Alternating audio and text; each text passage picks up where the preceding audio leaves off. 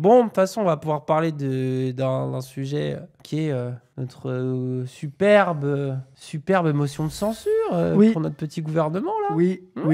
Donc voilà, apparemment, donc le NFP et le RN confirment qu'ils voteront la motion de censure. Le gouvernement Barnier devrait tomber mercredi. Apparemment. Ça annonce que ça va voter. Sauf changement majeur, a dit Bardella, nanana, mais bon, a priori, ça va tomber, quoi. Là, ça va sauter, là. Après, là-dedans, ils ont mis LFI, écologie, ils ont mis le PS dans le vote de la censure avec le RN et tout. Moi, je suis étonné que le PS... La vermine PS pourrait trahir l'aile droite du PS, notamment, vous pensez ? On est d'accord que le PS, on peut pas leur faire confiance sur ça.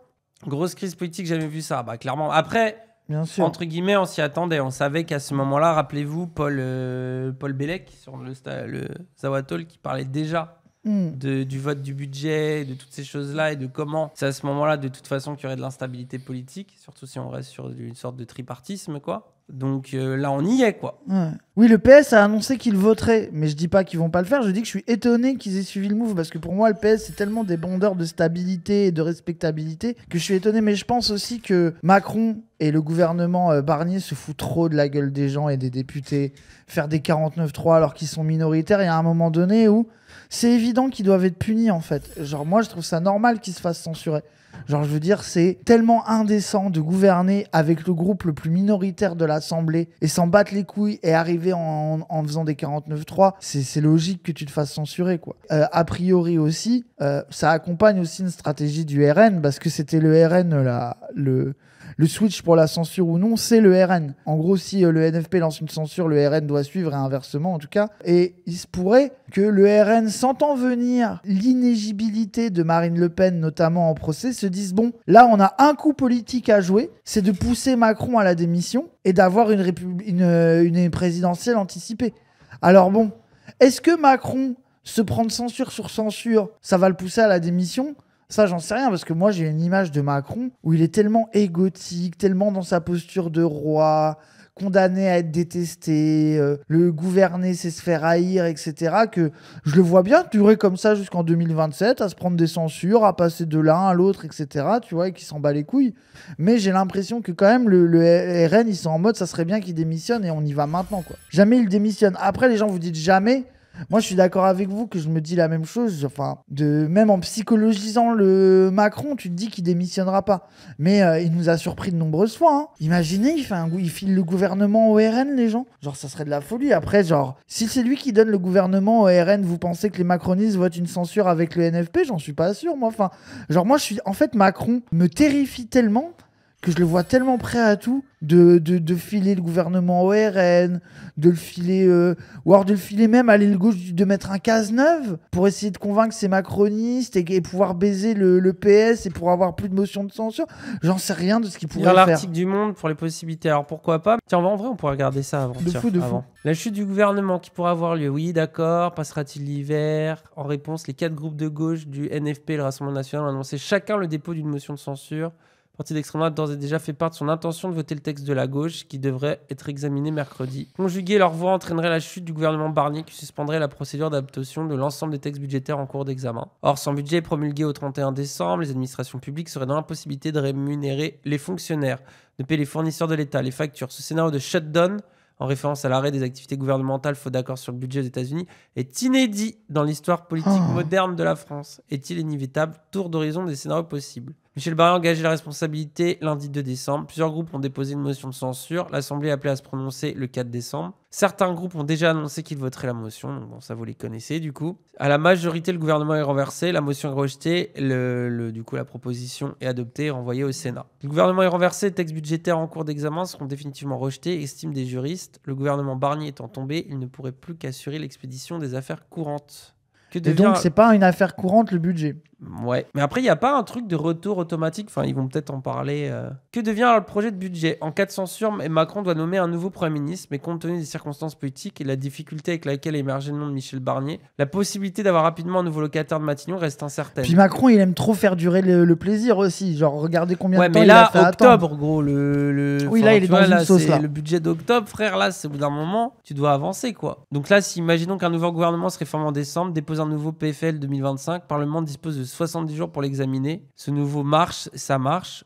Ou alors, pas de nouveau gouvernement avant fin 2024, gouvernement démissionnaire dans les affaires courantes. Ou alors, il ne peut pas être adopté. Donc, article 45. Avant la fin de l'année, le gouvernement peut déposer une loi spéciale pour reconduire le budget de 2024 en attendant le vrai vote. Ouais, c'est ce qu'avait dit Paul Bellec chez nous à l'époque sur Zawatalk. Ouais, donc ils refont le truc. Ouais. Et là, la loi spéciale est votée, le budget minimum, et ça marche. Elle est rejetée, la situation est bloquée. Ou on revient là, juste pas de nouveau gouvernement, la situation est bloquée. C'est une dinguerie. Non, mais... Article 16 de la Constitution. Emmanuel Macron utilise les pouvoirs exceptionnels pour prendre des mesures budgétaires sans passer par le parlementaire. C'est une solution extrême. Le recours à l'article 16 est une mise entre parenthèses du fonctionnement démocratique normal de notre régime politique. Après, très Macron. Il adorerait. Très Macron. Moi, je me demande Jupiter, même si ça le fait roi. pas. Je me demande même si ça le fait pas un peu bandé. En mode, je suis un génie. De fou. Mais après, attendez, l'étape de reconduire le budget précédent, est-ce que c'est pas ça le choix que ferait l'Assemblée? Ça veut dire empêcher des gouvernements d'exister, mais conserver la stabilité du pays en votant le budget de l'année dernière. Tu vois ce que je veux dire? Dire comme ça, d'un côté, on baise Macron parce qu'on l'empêche de faire ses gouvernements, et de l'autre côté, on fait perdurer la stabilité en reprenant le budget de l'année dernière. Genre, est-ce que c'est pas ça qui se passerait, quoi? Pour éviter le shutdown, reste un scénario plus hypothétique encore. L'activation de l'article 47, celui-ci permet au gouvernement de promulguer son projet de loi de finances par ordonnance sans vote si jamais le Parlement ne s'est pas prononcé dessus au bout de 70 jours. Mais la possibilité qu'un gouvernement censuré puisse utiliser cet article divise les juristes. Le gouvernement renversé ne pourrait pas avoir recours à une ordonnance de l'article 47, car lorsqu'un gouvernement tombe, tous les projets de loi qu'il porte tombent aussi. On a peu de recul, encore moins de précédents, mais il y a un chemin juridiquement, estime pour sa part le constitutionnaliste Benjamin Morel. En revanche, les conséquences politiques seraient Non, mais très quoi graves. que ce soit, ça va être autoritaire, et Macron va prendre la solution autoritaire. Ça le fait bander. Que ça soit le faire un article 16, que ça soit de... Enfin, genre, c'est sûr que lui, ça se voit qu'il est dans sa posture de condamner à sauver le pays dans les reproches. Justement, en vois. parlant de ça, j'ai des autres extraits d'articles, donc je pense que vous l'avez tous vu passer. Attendez, je vais vous montrer ça avant parce que vous allez bien rigoler. Les fenêtres de l'Élysée sont éclairées tard dans la nuit. À quoi pense Emmanuel Macron lors de ses insomnies? À tous ceux qu'il a fait bouffer, comme il dit, pendant 7 ans et qui lui tournent le dos. Tu vois, genre là, donc il parle de ces soldats macronistes. Je les ai fait bouffer et ils me trahissent. À l'extérieur du palais, les langues se délient. Les petits travers de la cour sont décortiqués, moqués. Comme cette manie qu'il a de se faire servir en premier. Genre, il est en mode en premier. Gros, c'est une folie. Hein. Ou ces nouvelles chaises gaufrées RF pour République française, commandées pour le Conseil des ministres, que ces derniers ont découvert médusées, ton sur ton pour les membres du gouvernement, en lettres d'or pour le président de la République, qui en arrivant à l'Élysée philosophait sur la figure du roi et disait « Mon peuple », pour parler des Français. Je vous montre les chaises de merde. C'est de la... Imaginez le prix de cette merde. Hein. Ils sont moches. Par contre, ce qui est bien, c'est que si t'as une grosse envie de chier, elle a l'air un peu pratique, vu que tu vois, tu peux te couler dessus un peu rapidement, quoi. Non, mais les gens, c'est une folie. Vous voyez le niveau de... Et attendez, il y a d'autres extraits un peu intéressants en dehors de ça. Du coup, à l'Élysée, le président s'est replié sur son petit cercle de communicants. Donc, le stratège Jonathan Guénois. Là, il est isolé comme il l'a jamais été. Avec juste ses communicants, frère. Son collaborateur Jonas Bayard et l'indéboulonnable Roger Petit, ses fidèles mousquetaires, entretiennent le récit d'une dissolution inévitable, ayant permis d'échapper à la motion de censure qui se préparait sur le budget à l'automne et à la déculottée électorale, bien pire que celle du 7 juillet qui aurait suivi. On a évité le massacre, veulent-ils croire, persuadés qu'une clarification a bien eu lieu. Le Rassemblement national, RN, a montré qu'il n'était pas prêt pour le pouvoir. La petite musique, c'est ridicule. T'as vu comment la post-rationalisation de Zinzin, frère. Non, mais de toute façon, c'est pas qu'elle m'a mis un râteau, c'est que je lui ai jamais plu, enfin elle m'a jamais plu en fait. C'est un peu ça quoi. Cette opération peut apparaître comme une foirade générale si elle n'est pas lue au prisme du temps long, argumente l'un de ses stratèges qui évoque des heures inédites, historiques. Ceux qui prétendent le contraire appartiendraient à une caste bourgeoise.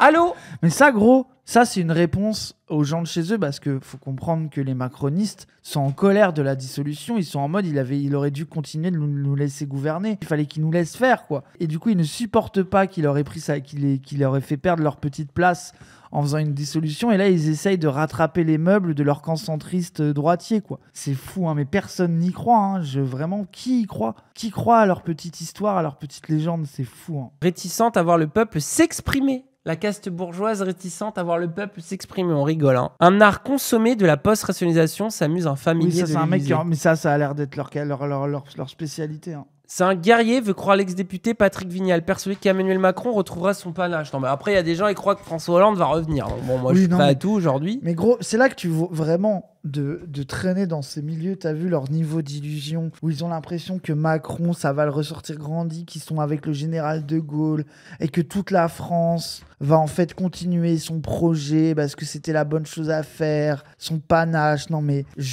faut arrêter de vous accrocher à votre rocher à un moment donné, c'est en train de couler là. C'est finito. Je laisse les emmerdes au gouvernement, lui suggère-t-il par texto à la fin de l'été, l'incitant à se lancer dans un Tour de France, comme après les Gilets jaunes.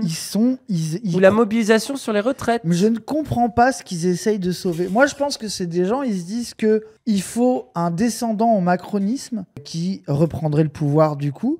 Et ils ont l'impression je pense qu'ils se disent que Macron pourrait sauver l'avenir des autres macronistes en retrouvant du panache, comme s'il allait récupérer l'amour du pays et qu'il pourrait, comme un roi, hein, du coup, toujours nommer un successeur que le peuple, grâce à son Tour de France, élirait parce qu'il comprendrait enfin que Macron est le monarque qu'il nous fallait et que son descendant est la suite logique. Mais c'est de la folie, hein, vraiment. Je ne comprends pas leur idée. Ils sont là, c'est dans les étapes du deuil, ils sont dans le déni à un niveau rarement Attends, mais atteint. surtout, du coup, il lui dit on n'a qu'à faire vu que le peuple t'adore, Emmanuel Macron, ton peuple t'adore, on n'a qu'à faire un Tour de France.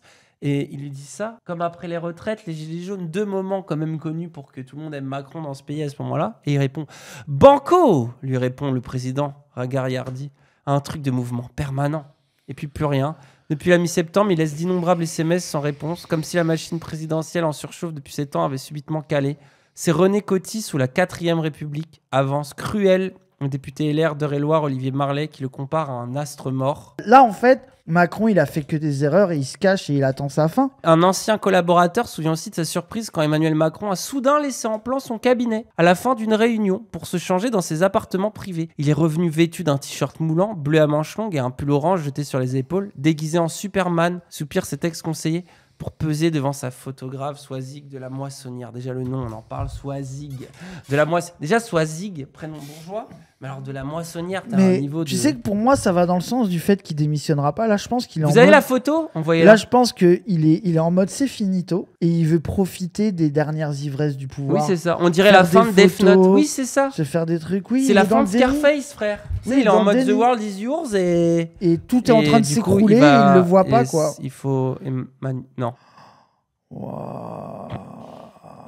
Pour l'heure, Emmanuel Macron n'a dévoilé qu'un seul projet, l'entrée au Panthéon du résistant Marc Bloch, je sais pas si c'est Bloch ou Bloch, dont il a loué le 23 novembre la lucidité cinglante. En 1940, l'historien avait su analyser les ressorts de l'effondrement de la nation, faisant le récit de cette étrange défaite, celle de notre volonté française émoussée par le conservatisme, endormie par le conformisme, amollie par la bureaucratie, délaissée par une partie de ses élites, croyant trouver dans le passé des leçons pour le présent. Donc c'est quand même lui qui nous parle des élites qui délaissent le peuple. Non, mais c'est de là. Il est vraiment en train de se dire le peuple ne me comprend pas, moi qui me suis sacrifié pour lui. Et il est dans un romantisme de la défaite et de l'écroulement, de le pays s'enferme, moi qui ai essayé de le sauver, c'est fou. Celui qui s'était fait élire en se présentant comme un réformateur transgressif, désireux de dépasser les blocages de la 5e République et termine paralysé comme un dirigeant de la 4e République, ne semble pas avoir à quel point cette étrange défaite résonne avec la sienne. Je trouve ça bien dit. Oui, mais c'est fou, hein. Hallucinant, les gens. Donc voilà, on est dans ce merdier où ça va probablement du coup voter. Et est-ce que Macron est... Finalement, tu vois, Ruffin, on est pro-Ruffin de toute façon aujourd'hui. T'as rien à la tête de l'État, finalement, ça redevient... On est d'accord que ça redevient un peu crédible, le taré à la tête de l'État, là, les gens. Il y a quand même un délire de folie qui est fou, quoi. Et maintenant, on va regarder un peu les différentes réactions qu'il y a eu, parce qu'il y en a eu quelques-unes intéressantes. Premier ministre, communiqué de presse, gouvernement rappelle l'importance, nécessité d'avoir des textes, projet de loi, texte final, blablabla. Faire suite aux propos de porte-parole, ce texte, une trajectoire financière pour sécurité sociale, ne contient pas en lui-même de dispositions spécifiques sur le déremboursement des médicaments. Nombreuses demandes étaient exprimées sur ce sujet. Madame Marine Le Pen, au nom du Rassemblement national, l'a rappelé au Premier ministre ce matin encore, lors d'un échange téléphonique. Ok. Et du coup, mais ça veut dire qu'ils font que parler avec le RN, hein. C'est vraiment le macrono-le pénisme. Oui, de fou. Et là, le RN, ils sont en train de leur mettre un coup de pression. Après, peut-être qu'ils font exprès de justement communiquer comme ça pour les afficher, pour afficher le RN. En tout cas, j'ai l'impression qu'il y a un gros coup de pression qui est mis par le RN. Est-ce qu'on regarderait pas ce qu'en dit Mélenchon ? Qu'est-ce qu'il dit ? Oula, il a sorti. Il a l'air sérieux là. Oula là là là. Attention. Bonjour. Michel Barnier a engagé la responsabilité du gouvernement qu'avait nommé le président de la République, M. Macron. Pourquoi ? Parce qu'il sait qu'il n'a pas de majorité pour faire passer le texte qu'il a présenté et qui a été débattu devant les deux assemblées. Sans aucun... Les lunettes, moi aussi, j'ai du mal, les gens, je vous avoue. Vous aimez pas ces lunettes? C'est vrai que c'est pas ses meilleures lunettes, je suis d'accord. Je préférais celles d'avant. Bah, pardon, c'est absolument Rien à superficiel, mais ça me dérange. En plus de Ruffin, vous critiquez les lunettes de Mélenchon. Ah bah, je le faisais déjà, oui, c'est bon. Vous êtes des traîtres. Pardon. Une nouvelle fois, c'est un coup de force. Et avez-vous noté ce détail? En faisant son coup de force, M. Barnier rajoute 8 amendements que personne n'a jamais ni lu, ni étudié, ni en commission, ni dans l'hémicycle. C'est là quand même, c'est là que tu vois que le gouvernement Barnier, ils ont l'impression, mais ça c'est vraiment l'inactivité démocratique de l'Assemblée, le fait que ça fait je sais pas combien d'années qu'on gouverne par 49-3, qui font tout sans majorité de force. T'as l'impression qu'ils ont eu tu sais qu'ils ont été saisis d'une certitude que rien n'allait se passer, qui serait jamais censuré, et qu'ils ont forcé. Mais est-ce qu'ils ont pas signé leur pète? Oui, c'est bizarre. Ah, ça se trouve, le RN les a baisés. Peut-être que le RN les a endormis. Pour faire de toute façon, le PS qui est là, on vote pour avoir leur case neuve derrière. Alors, je sais pas pour le PS, mais moi, je pense qu'il y a une strat IIQ du RN de dire on les endort, on leur fait croire qu'on va pas les censurer. Ils font un texte de plus en plus autoritaire où ils vont de plus en plus loin en se disant que c'est bon. Et bam, on les censure, on pousse Macron à la démission et Marine Le Pen est élue avant qu'elle soit jugée. Je sais pas. J'en sais rien. Mais ouais, je pense qu'on devrait rajouter un micro supplémentaire à Mélenchon là. Peut-être qu'il y a une perche. Oui, j'ai l'impression, on sait pas. Il se manque pas de micro. 1, 2, 3, 4 micros. Il se trouve, il en a un caché dans les cheveux. Une lampe Goofy supplémentaire différente parce qu'on a quand même la barlette Goofy. La lampe, oui. Mettons tous les types de lampes qui existent. Allô. L'immense majorité des Français a tout à gagner au rejet de ce budget. Il y aura donc une motion de censure déposée par les Insoumis et le Nouveau Front Populaire. Nous vivons dans une ambiance crépusculaire dont il est temps de sortir, puisque le pays n'a pas voulu donner de majorité au parti de M. Macron. Il la faisait déjà avant. Non, mais après, je trouve ça logique. Tu vois, mais t'as des dit. gens qui pourraient répondre qu'une démission de Macron servirait Le Pen. Tu vois, tu sais, les gens en mode oui, il faut attendre que Le Pen soit jugé éligible. Bon, MDR, quoi. Non, mais ils ont appelé une candidature unie, la gauche, là. Et je pense aussi alors, ils sont 15 à l'avoir annoncé de 15 manières différentes. Mais justement, moi, je pense que le fait que, de toute façon, la France Insoumise, c'est un appareil fait pour les campagnes présidentielles, que ils sont prêts à y aller et qui savent que c'est les seuls en termes de militants, d'outils, de gens qui sont prêts à aller en présidentielle, et ils se disent si on y va maintenant, tous les autres ils sont désorganisés, le congrès du PS c'est la guerre, les autres c'est des moins que rien, on leur coupe l'herbe sous le pied, il y a que nous qui sommes capables d'y aller, et en fait on est prêt à y aller et à faire le bulldozer présidentiel et de laisser sur le carreau tous les petits copains de gauche insupportables, quoi. Donc moi je pense que c'est une bonne strate aussi de la part de la fille, où ils savent que ça arrive demain, ils sont prêts à y aller, quoi. Genre ils sont prêts à bouger, quoi. Oui, pas avant non, mais les gens, quand on dit démission, on dit pas que ça va être là. Oui, évidemment que ça va attendre la rentrée, mais voilà. Après, on n'a pas beaucoup parlé de ça. Est-ce qu'on en parle pas un peu après ou maintenant, mais tu sais, de ce qui se passe aussi, parce que c'est vrai que du coup j'ai un peu oublié, mais tous les bails justement de la gauche là qui commencent à pressentir ce risque-là et qui sont dans leur délire d'union, de candidature. Vous avez vu un peu ça passer? Attends, faut qu'on en parle quand même. T'as Corbière qui a fait un move en citant Ruffin et Autain comme les candidats pour les présidentielles. Moi, j'ai fait un petit tweet pour me moquer quand même de ça, les gens. Oui, et ça, là, le gagnons ensemble, tu vois que ça a été fait à la va-vite, etc. Genre, maintenant que tout se joue, dès à présent, il nous faut nous organiser, construire un projet commun des forces des progrès. Appel lancé avec Marine Tondelier. Bon, déjà, la photo croppée et tout, on en parle. C'est ridicule. Le site Gagnons Ensemble, un peu lame. Moi, j'adore, c'est l'absence systématique, tu vois, de Mélenchon sur les photos. Mais oui, bon, bref. Ça, évidemment. Pour que vous compreniez la gueule du move, vous vous rappelez, à un moment, il y avait eu des législatives anticipées parce qu'il y avait eu une démission d'un député du NFP.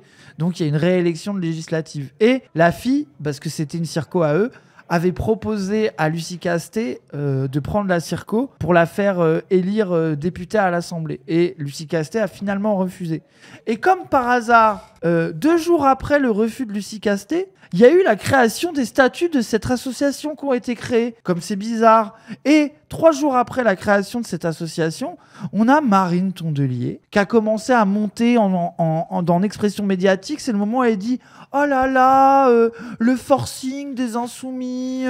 Oh, les insoumis, c'est des forceurs. Les insoumis, c'est des bordélisateurs, etc. » Machin. Genre, tu sais, genre, c'est vraiment... Tu les vois, leur move... de les boulets, voilà, vous êtes des boulets, la France insoumise, etc. Tu vois vraiment leur move, low IQ. Et juste pour finir vite fait, faut comprendre un truc aussi, c'est que là, ça fait un petit moment qu'à la FI, il y a une hypothèse de démission. Ça veut dire qu'à la FI, il y a une petite musique, mais qui dépasse la FI, qui est, là, ça va démissionner. Faut s'organiser, on repart peut-être en présidentielle en 2025, quoi. Genre, peut-être qu'on y retourne. Et du coup, t'as un truc où tu sens vraiment que les autres de gauche sont en mode on va encore se faire baiser. Faut qu'on agisse vite et comme pour le Front Populaire, comme pour plein de moves qui ont été faits, ils ne sont que à la remorque de la France Insoumise en permanence. La fille bouge une oreille, t'as tout le reste de la gauche qui est en mode comment on fait pour réussir à les éviter, à tuer le vieux, etc. En tout cas, malgré tout ce qu'on peut leur reprocher, dans le cadre du jeu électoraliste et des petites magouilles électorales, enfin magouilles c'est pas le bon mot, mais du jeu...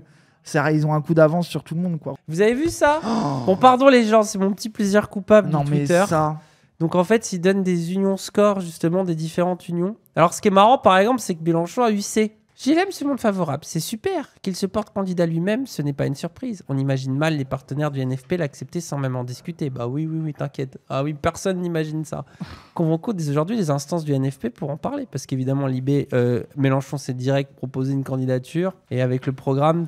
Tout le monde qui veut. Eux, bien sûr, ils laissent toujours derrière le programme, mais tout le monde sait. C'est derrière Mélenchon. Et les gens qui veulent le programme le veulent aussi lui pour l'appliquer en général et très largement, quoi. Non, mais bref, c'est juste pour dire qu'il y a un peu une hypocrisie. Et tout le monde le sait, ça y est. Enfin, c'est pas à vous qu'on va vous l'apprendre, on a assez parlé. Les gens, on sait très bien qu'il y aura Mélenchon qui partira, ou quelqu'un de la France Insoumise qui représente le programme de la France Insoumise, et qu'il y aura de l'autre côté probablement une candidature type Hollande, type ELV. Et que ça peut... D'ailleurs, il y aura peut-être un éclatement avec 3, 4, 5 candidatures. Non, mais ils vont tous y aller. Attends, mais moi je l'annonce, je vous le dis. PC, ELV, PS, France Insoumise, au moins, vont y aller, voir un Glucksmann place publique. Les gens, moi je vous le dis, ils vont y aller rien que pour toucher la maille. Rien que pour toucher la maille, ils vont y aller en fait. Rien que pour continuer à exister politiquement et faire de la thune pour leur parti, ils vont y aller. Et en plus de la thune, ils refusent. Ça veut dire que aussi, vous voyez les unionistes, ça faut jamais oublier les gens aussi. Que là, nos petits copains de la gauche, PS, ELV, etc., ils se sont tirés une balle dans le pied. Pourquoi? Parce qu'ils se sont dit que la meilleure arme contre Mélenchon, c'était l'appel à l'union. Et que le but, c'était de dissoudre l'hégémonie de LFI dans les injonctions à l'union. Injonctions à l'union auxquelles LFI a répondu. Sauf que le problème, leur impensé, c'est que la réalité, c'est qu'ils ne veulent pas s'unir, ils ne veulent pas être unis, ils veulent partir les uns. Et en fait, du coup, avec leur totem de l'union, ils se sont baisés eux-mêmes. Parce que là, t'as le petit retour de tous les petits bourges de la primaire populaire. D'ailleurs, ils sont dans Gagnons Ensemble, il y en a pas mal qui étaient dans l'association de la primaire populaire. Ils ont au cul tous les casse-couilles qui croient premier degré à l'union de la gauche, qui croient qu'il va y avoir un seul candidat de gauche au présidentiel. Alors que eux ne veulent surtout pas, je veux dire, ELV, ils veulent y aller tout seuls, le PS, ils veulent y aller tout seuls, tout le monde veut y aller tout seul. Donc ça n'existera jamais. Et du coup, ils sont tous en train de jouer une game pas claire, d'appel à l'union, pour ensuite pouvoir dire que en fait, ils y vont tout seuls parce que l'union n'était pas possible à cause or que Mélenchon, Chad Mélenchon, la fille y va. C'est moi, c'est l'union parce que vous pouvez vous mettre derrière moi avec mon programme. Donc après, vous pouvez faire l'union de la gauche derrière moi. Chad Mélenchon, désolé. Je vais vous sortir un truc qui est pas si vieux que ça, mais qui a mal vieilli. Il faut un cap clair quand tu diriges à gauche. C'est-à-dire qu'il faut une ligne claire. Il faut que tu présentes quelque chose qui permette de rassembler. Et quand ça fait un moment que tu as un programme, que tu partages des idées et tout, etc. Les seuls arguments d'ailleurs des anti-Mélenchon aujourd'hui, c'est de toute façon il est fini, maintenant c'est bon, il a une image d'antisémite. C'est sur ces choses-là, tu vois, qu'aujourd'hui il a attaqué. Mais à chaque fois, moi, je trouve il y a quand même un petit plaisir coupable quand tu vois les gens, 22%, les gars, 22%, vous avez oublié 22%. Et après, toutes les campagnes sont différentes. Mais après, c'est logique qu'au sein de la gauche, des gens qui ont eu mal au cul de voter Jean-Luc Mélenchon pour en faire leur vote utile, veulent le tuer. Se disent c'est le moment, et à chaque fois essayent d'imposer leur nouvelle candidature. Mais désolé, c'est pas avec des sites un peu mal faits qui pop par douzaine pour nous prouver qu'il y a une union. Alors que la seule union que je vois, moi, souvent, c'est une union contre la France insoumise. C'est évidemment ça. Finalement, à gauche, c'est la seule union possible, la seule union qui met tout le monde d'accord. Sauf que tu fais pas une présidentielle. En fait, il y a un point commun ELV, PS, PC, c'est qu'ils veulent la mort de Mélenchon et voire même la mort de l'appareil de la FI, ou au moins, plutôt que l'appareil de la FI redevienne minoritaire. Ça veut dire qu'ils sont en mode la FI pourrait exister, mais il faudrait que la FI soit à 7-8% et que ELV soit à 11 et que le PS soit le premier parti. C'est un peu ça leur rêve, le retour à l'ancienne, ce qui n'arrivera jamais. Ils sont dans une illusion. C'est ça aussi de... Mais après, attention les gens. leur donner des députés, frère. Oui, mais là, c'est bon, bref. Ça, on s'est fait baiser. Bref. Mais juste vite fait, 2 trucs, c'est que déjà, toutes les élections sont différentes. Ça veut dire qu'il faut pas croire que parce qu'on a fait 22% et que la FI a fait 22% la dernière fois, qu'il va les refaire gratos. N'oubliez pas que là, demain, il y a une présidentielle. Mélenchon, il va partir à 7% d'intention de vote, comme à chaque fois. Ils lui font le coup à chaque fois. Il est toujours derrière tout le monde et il finit toujours à être le premier en tête. Mais ça veut dire qu'il va falloir remiliter. Et faut pas oublier un truc aussi, c'est que les autres partis, ils n'ont pas de militants, ou presque. Du coup, ils vont se faire baiser parce que là, pour les dernières législatives et notamment les prochaines législatives, contractés pour le NFP. Les prochaines législatives, moi, la FI, il ne faut plus jamais faire une alliance avec le reste de la gauche. Ils n'ont plus de militants, ils n'ont pas d'appareil de campagne. Même moi, là, je me suis moqué. Le problème, l'extrême droite, frère. C'est ça aussi. C'est en fait, le truc qui permet au PS et aux autres de raccrocher les wagons, c'est la peur historique d'une victoire du Rassemblement national. C'est pour ça que ces alliances-là qui n'arrangent personne à gauche, parce que très clairement la gauche, faut pas mentir, elle est divisée, on va dire au moins, elle est divisée en plus de part que ça, mais au moins en 2 gros blocs, et le bloc on va dire PS, Hollande un peu aile droite, Parti socialiste, centre-gauche à la limite, et bloc plus de gauche en mode France insoumise quoi. On sait que c'est ça. C'est comme ça que c'est ça d'ailleurs dans l'électorat de gauche. Si pas d'alliance, c'est victoire du RN. Mais ce qui fait qu'on vote ensemble alors qu'on n'a pas forcément envie de le faire, c'est aussi qu'on a cette crainte-là. Et c'est un peu pour ça qu'on se fait baiser aussi souvent. Le NFP, c'était grand max 50% de LFI. Mais vous êtes dur. Et vous rêvez. Mais désolé, mais il y a bien une raison pour laquelle les autres, ils ont laissé venir la FI dans le truc. C'est qu'ils savent que... vous pensez vraiment que le PS a l'organe militant qu'ils avaient avant, les gens ? Je pense que vous ne vous rendez pas compte d'à quel point ces partis sont vides. Vous pensez vraiment que le PS ou ELV, ils sont en capacité de faire une campagne présidentielle et de la gagner, là ? Mais vous rêvez, vous êtes complètement déconnectés. Genre vraiment, désolé. Est-ce qu'on est bien, là, en vrai ? On a fait le tour, là ?